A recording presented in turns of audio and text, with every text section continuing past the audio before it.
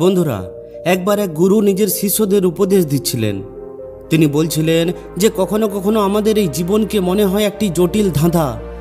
সমস্ত দিক দিয়ে সমস্যা আসতেই থাকে, আর তখন আপনি এটা বুঝতেই পারেন না যে সামনের রাস্তাটি কি বা কেমন। এই অবস্থায় আপনি ভাবেন যে খুশি এবং সফলতা কোথায় লুকিয়ে আছে। কিন্তু কেমন হবে যদি আপনাকে কেউ বলে যে খুশি ও সফলতা এতটা দূরে নেই? কেমন হবে যদি আপনি এটা শিখে নেন যে নিজের জীবনের সমস্যার মুখোমুখি আপনি কিভাবে করবেন, আর যে কোনো পরিস্থিতিতে খুশিতে কিভাবে থাকবেন? আজ আপনি এটাই শিখতে চলেছেন। আসলে আমাদের জীবনের নিয়ন্ত্রণ আমাদের হাতের মধ্যেই থাকে। এটা হলো আমাদের কর্ম ও চিন্তা ভাবনা, যার জন্য আমরা খুশি ও দুঃখী হই। আমরা নিজেদের বিচারের মধ্যে পরিবর্তন এনে নিজের জীবনকে সম্পূর্ণভাবে বদলাতে পারি। যেমন একজন মূর্তিকার নিজের কল্পনা ও কলাকৃতির মাধ্যমে একটি সাধারণ পাথরের টুকরোকে একটি সুন্দর মূর্তিতে বদলে দেয়। ব্যাস, শুধুমাত্র এইভাবেই আমরাও নিজেদের চিন্তা ভাবনা ও কর্মের মাধ্যমে নিজেদের জীবনকে সুন্দর ও আনন্দময় করে তুলতে পারি। তাহলে আপনারা সবাই কি তৈরি এই পরিবর্তনকে অনুভব করার জন্য?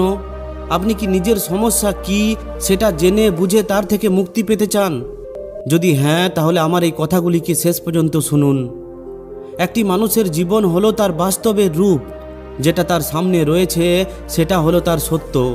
কেটে যাওয়া কাল এবং আগামী দিনে আসতে থাকা কালও আপনার আজ হতে পারে না। যেটা কেটে গেছে সেটা চলে গেছে, সেটা হলো আপনার কেটে যাওয়া কাল। আর যেটা আগামী দিনের কাল সেটা তো এখনও আসেইনি। তাহলে সেটা আপনার আসল সত্য কিভাবে হতে পারে? এই জন্য আপনার সত্য হলো আপনার আজ। আপনাকে যা কিছুই করা উচিত সেটা আজকেই করতে হবে। এখন একটু ভাবুন, আমরা নিজের কেটে যাওয়া কাল এবং আগামী দিনে আসতে থাকা কালকের জন্য নিজের আজকে কেন ঝুঁকিতে ফেলব? আসল কথা হলো, যদি আমাদের আজকের সময়ে কোনো সাথী বা আপন কেউ থাকে, তাহলে সেটা হলো আমাদের মস্তিষ্ক। মানুষ নিজেকে নিজের মস্তিষ্ক থেকে কখনোই আলাদা করতে পারে না, আর না তো নিজের চিন্তা ভাবনা থেকে আলাদা করতে পারে।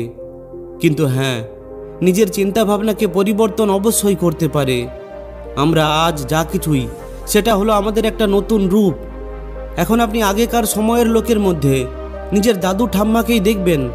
তাদের চিন্তা ভাবনা ও আজকের মানুষের চিন্তা ভাবনার মধ্যে আকাশ পাতাল পার্থক্য। মানুষের মস্তিষ্ককে এই প্রকৃতি প্রগতিশীল, অর্থাৎ সামনের দিকে এগিয়ে যাওয়ার মতোই তৈরি করেছে। সময়ের সঙ্গে পরিবর্তন হওয়ার ক্ষমতা প্রদান করেছে। কোনো মানুষ জীবনের আজ যা কিছুই, সেটা হলো তার বিচারের জন্য। তার জীবনের সমস্ত অনুভব তার চরিত্র ও মানসিকতাকে তৈরি করার মুখ্য কারণ। এই জিনিসটাই হয়তো তার দুর্বলতা হিসাবে প্রমাণিত হতে পারে, নয়তো তার সবথেকে বড় ক্ষমতা। আমাদের বড়রা সবসময় এটাই বলতেন যে লোভ খুবই খারাপ একটা জিনিস। কিন্তু এই লোভ আসলে কি? এটা হলো আমাদের চিন্তা ভাবনারই একটা ফসল।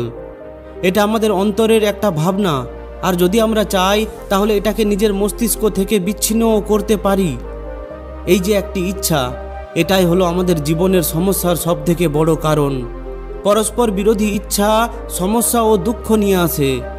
কোন একজন মহাপুরুষ বলেছিলেন যে সমস্ত সমস্যার মূল হলো ইচ্ছা ও কাম বাসনা, না হলে এই দুনিয়ার সমস্ত কিছুই সুন্দর। একবার কোনো একজন মহাত্মা গৌতম বুদ্ধকে জিজ্ঞাসা করেছিলেন যে এই দুনিয়ায় আন্তরিক শান্তি পাওয়ার জন্য কোনো রাস্তা আছে কি? তখন মহাত্মা বুদ্ধ উত্তর দিয়েছিলেন যে মনের সমস্ত লোভ লালসা ও সমস্ত ইচ্ছাকে সেখান থেকে বের করে ফেলো। এমনটা বলা হয় যে মানুষ শুধুমাত্র তার বিচার দিয়েই তৈরি হয়। এখন এটা আপনার উপর নির্ভর করে। তাই যদি আপনার চিন্তা ভাবনা ভালো হয়, তাহলে আপনার জীবনও ভালো হবে। আর যদি আপনার চিন্তা ভাবনা নানান সমস্যা ও বাসনায় ভরে থাকে, তাহলে সেটা আপনার জীবনের ওপর সোজাসুজি প্রভাব ফেলবে।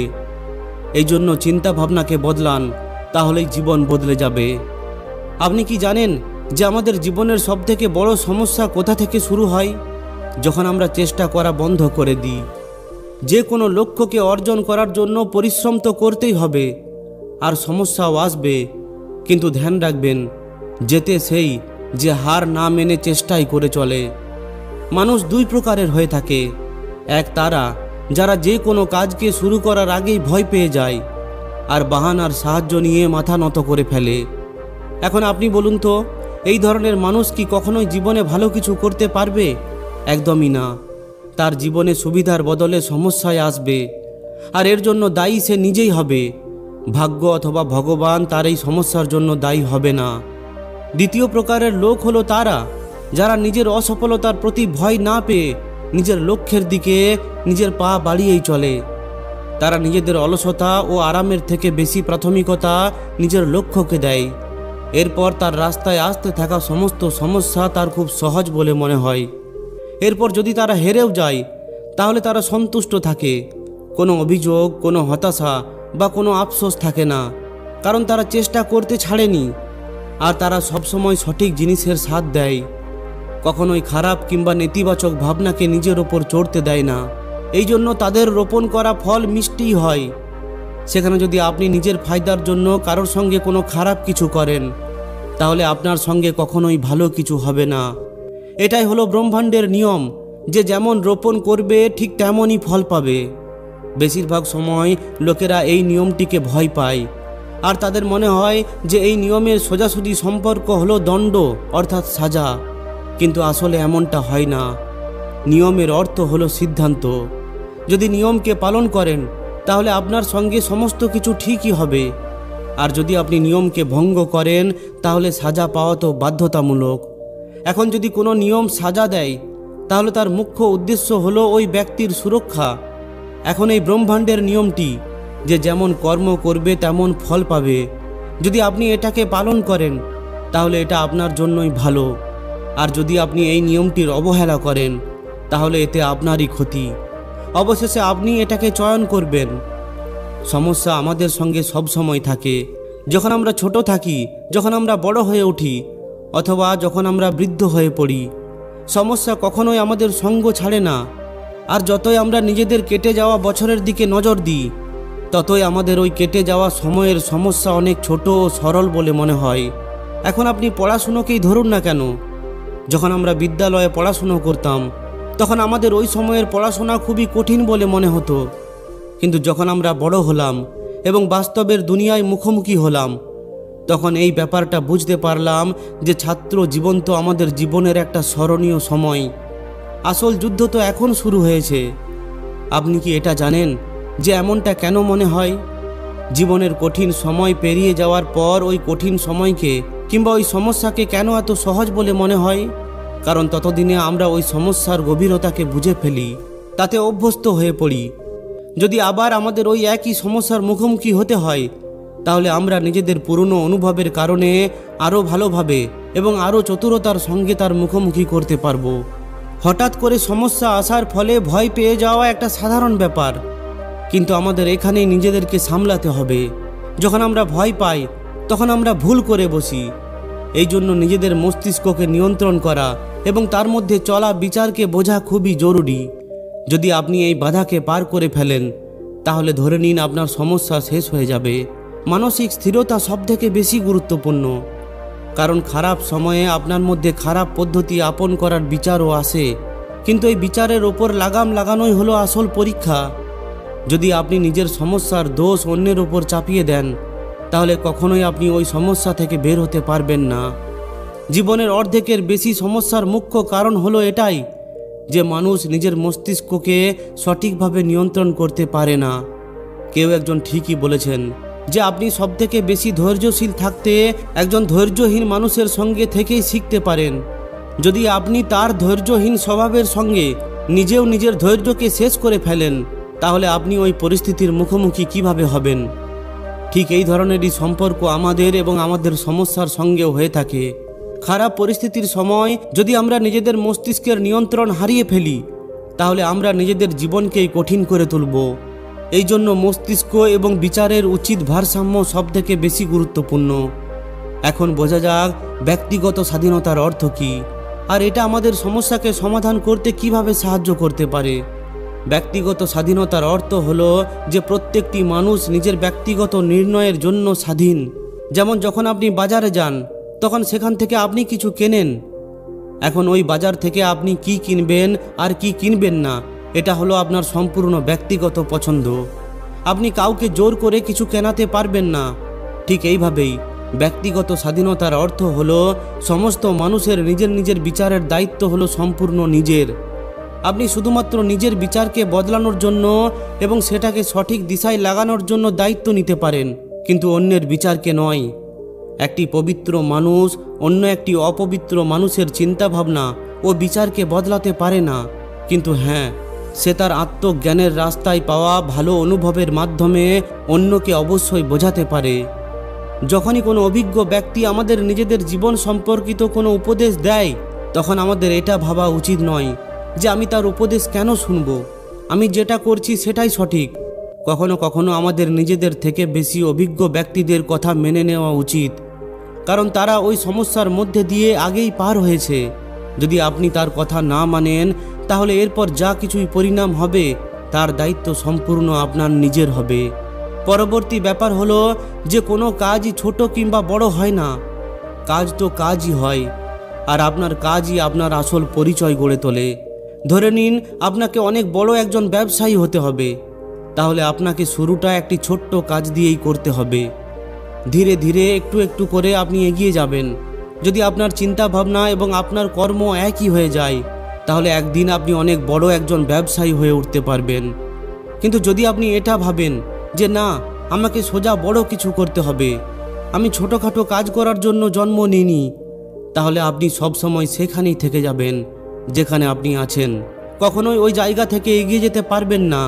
ধ্যান রাখবেন যে মেঘের ওপরে উড়তে থাকা একটি বাজ পাখিও নিজের ওই উঁচু উড়ানের শুরুটা মাটি থেকেই করে। যখন আমরা এটা বুঝে যাই যে সমস্ত কাজের নিজের একটা গুরুত্ব আছে, তখন কোনো কাজই ছোট বলে মনে হয় না। আসলে কর্ম করতে থাকাই হলো আসল জীবন।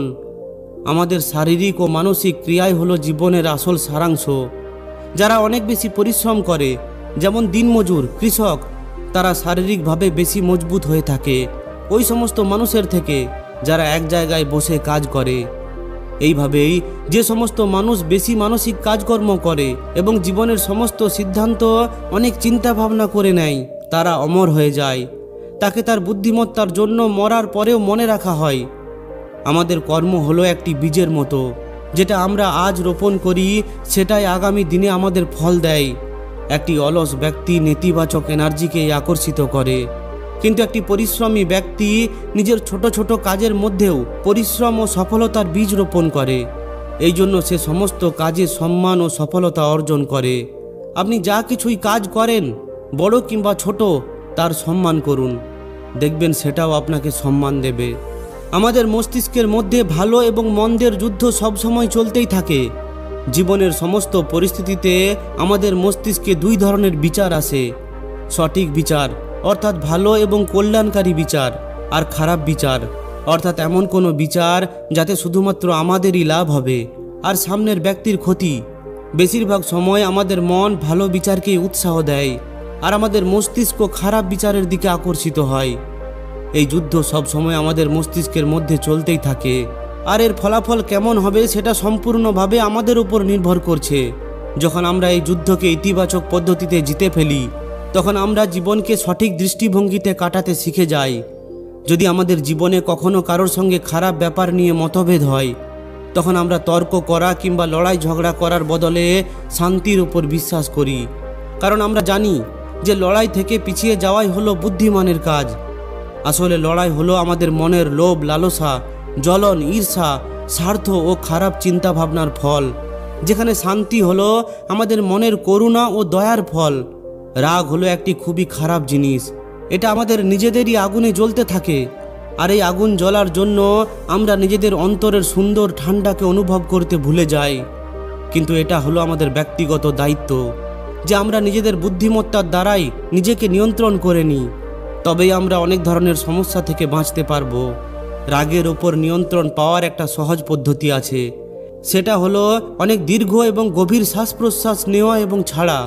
যখনই আপনার অনেক বেশি রাগ হবে আর কোনো কিছুই বুঝতে পারবেন না, তখন আপনি এই অভ্যাস করতে পারেন। দেখবেন আপনার রাগ অনেক তাড়াতাড়ি শান্ত হয়ে যাবে, আর এরপর আপনি ওই পরিস্থিতিকে শান্ত ও স্থিরভাবে মুখোমুখি করতে পারবেন। রাগের মধ্যে নেওয়া সিদ্ধান্ত সবসময় ক্ষতিকারক হয়ে থাকে। এই জন্য নিজের রাগ থেকে বাঁচুন এবং নিজের জীবনের গুরুত্বপূর্ণ সিদ্ধান্তগুলিকে এই রাগের আগুন থেকে বাঁচিয়ে রাখুন, কারণ রাগ সবসময় নিজের মূর্খতা থেকেই শুরু হয় আর আফসোস দিয়ে শেষ হয়। তো বন্ধুরা, আশা করছি এই ভিডিওটি থেকে আপনি অনেক কিছু শিখতে পেরেছেন। ভিডিওটি কেমন লাগলো অবশ্যই কমেন্টে জানান। যদি ভিডিওটি ভালো লাগে তাহলে অবশ্যই একটি লাইক ও শেয়ার করে দিন। আর যদি এই ধরনেরই আরও শিক্ষামূলক ভিডিও পেতে চান তাহলে আমাদের এই চ্যানেলটিকে অবশ্যই সাবস্ক্রাইব করে নিন। ধন্যবাদ।